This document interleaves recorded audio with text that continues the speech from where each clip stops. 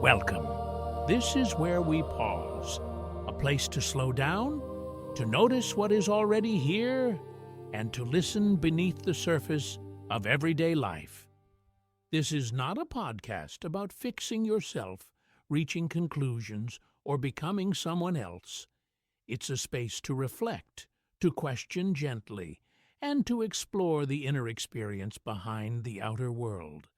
Each episode is an invitation to pause with a theme: money, time, identity, meaning, or change, and to meet it with curiosity rather than urgency. You don't need to agree with what you hear. You don't need to remember anything. You only need to listen in whatever way feels natural right now. Wherever you are, however you're arriving, this moment is enough. Let's begin. There is a moment in many lives when everything on the outside appears to be fine, yet something inside doesn't fully settle. Nothing is obviously wrong. There's no emergency, no visible collapse, no clear reason to worry. And still, a subtle tension lingers in the background, like a low-frequency hum you only notice when everything else becomes quiet. This tension is rarely dramatic. It doesn't announce itself loudly.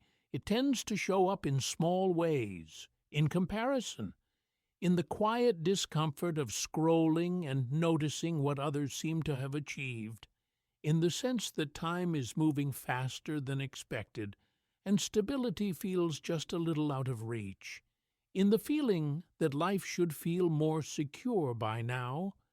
This feeling does not shout. It whispers, and because it whispers, we often overlook it.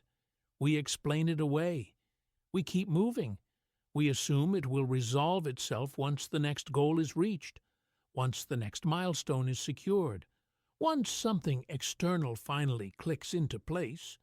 We distract ourselves. We optimize. And we plan. Often, without even noticing, we give this feeling a name. We call it money. But money is rarely the beginning of the story. It's simply where the story becomes visible. Long before money became numbers, accounts, or strategies, it was something far more basic. It was safety. It was protection. It was the hope that tomorrow wouldn't be worse than today. It was the promise that life might be predictable enough to rest inside. Before wealth became accumulation, it was relief. Relief from uncertainty. Relief from dependence. Relief from the fear of not being able to cope when something goes wrong. Money did not start as greed. It started as care. And this is where things become more complicated. Because once money begins to represent safety, it quietly moves from the external world into the internal one. It stops being just a tool and starts becoming a signal about how safe we are, how prepared we feel, how worthy we believe we are of comfort, choice, and rest. Money begins to intertwine with identity, not because we want it to, but because our nervous system does. The human mind isn't wired to experience money objectively. It's wired to experience it emotionally. Every belief you hold about money has been shaped by experiences you didn't consciously choose. The environment you grew up in, the fears you absorbed, the stories you heard about success, failure, security, and risk. Two people can earn the same amount and feel completely different inside. One may feel calm and grounded. Another may feel constantly on edge, not because of the numbers themselves, but because of the meaning attached to them. Money, in this way, becomes a mirror. It reflects how we relate to uncertainty, how we relate to control, and how we relate to time. Some people chase money because they believe it will finally allow them to exhale. Others avoid thinking about it because it brings up a sense of helplessness. Both reactions come from the same place, a desire to feel safe in an unpredictable world. This is why logic alone rarely changes financial behavior. You can understand something intellectually and still act against it emotionally. You can know the right decision and still feel unable to make it. This isn't a failure of discipline. It's simply a reflection of how deeply money lives in the emotional body. So today isn't about correcting that relationship. It's about softening it, not by doing more, but by seeing more. And before we continue, it may be worth taking a moment, not to analyze, not to solve, just to notice. Without trying to change anything, ask yourself quietly, what am I hoping money will eventually allow me to feel? There's no need for a smart answer. Just let the first honest feeling arise. And notice whether that feeling is completely absent right now or whether a small part of it is already here.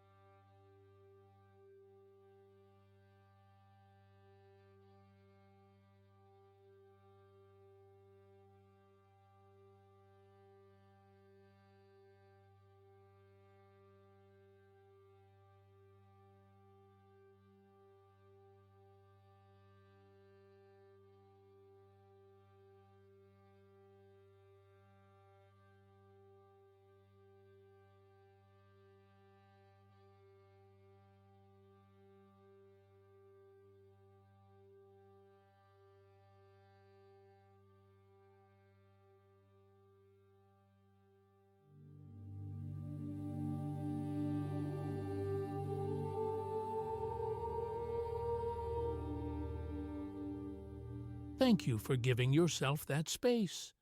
We can gently return. Much of the anxiety around money comes from the belief that safety must be actively maintained at all times, that if attention drops, something will fall apart, that peace must be earned. But safety at its deepest level isn't something you earn. It's something you experience. This doesn't mean money doesn't matter. It means money isn't the source of what it promises. Even now, there is air, there is support beneath you, there is awareness listening to these words. None of this requires financial perfection to exist. You are here now, and that is not nothing. As we slow down again, you might notice another question quietly forming, not to be answered immediately, just to be held. What would change if I stopped asking money to solve everything?